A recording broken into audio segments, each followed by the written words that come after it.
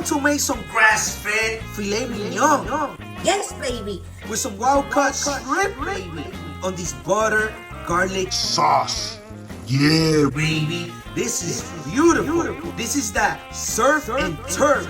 Let's go. Woo! And here we got this filet mignon. This is all grass-fed, grass-finished. And we put a little bit of salt, a little bit of pepper, black pepper, onion powder, smoked paprika, of course, because we want that smoked flavor. We got parsley up in here. And then we got some oregano, garlic powder. I don't know if I said that, but let's go. Whoa. And also, we added some red wine vinegar, a half a lime, and olive oil. Let's go. Cocoa aminos, yes. Around 1 tablespoon or 2, whatever you want. Let's go.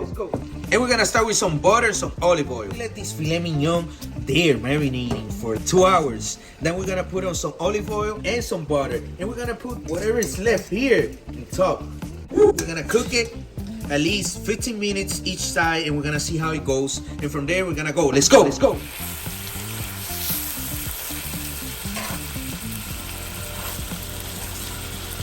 This filet mignon is about well done, baby. Now we're gonna add some onions right here. Let's go. Woo. And we're gonna add some butter. Let's go. Add the shrimp. Oh, baby. Look at this, baby. Woo. Let's go. Some parsley on that shrimp. To finish it up, some nice garlic. Look at this, fresh.